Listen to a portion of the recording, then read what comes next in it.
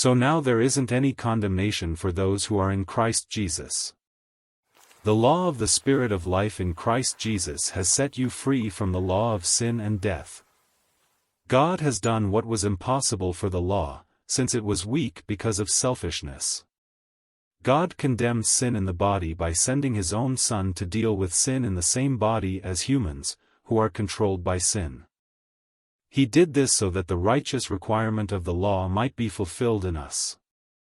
Now the way we live is based on the Spirit, not based on selfishness. People whose lives are based on selfishness think about selfish things, but people whose lives are based on the Spirit think about things that are related to the Spirit.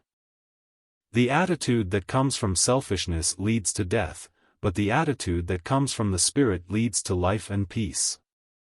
So the attitude that comes from selfishness is hostile to God.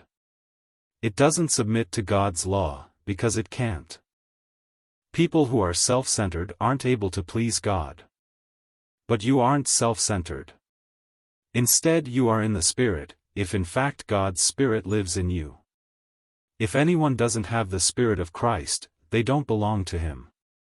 If Christ is in you, the Spirit is your life because of God's righteousness, but the body is dead because of sin. If the Spirit of the one who raised Jesus from the dead lives in you, the one who raised Christ from the dead will give life to your human bodies also, through His Spirit that lives in you. So then, brothers and sisters, we have an obligation, but it isn't an obligation to ourselves to live our lives on the basis of selfishness. If you live on the basis of selfishness, you are going to die. But if by the Spirit you put to death the actions of the body, you will live. All who are led by God's Spirit are God's sons and daughters. You didn't receive a spirit of slavery to lead you back again into fear, but you received a spirit that shows you are adopted as His children. With this Spirit, we cry, Abba, Father. The same Spirit agrees with our spirit, that we are God's children. But if we are children, we are also heirs.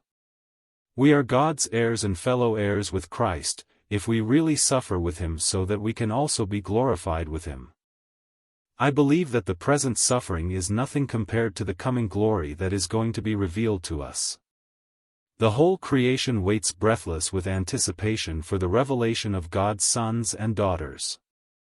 Creation was subjected to frustration, not by its own choice, it was the choice of the one who subjected it, but in the hope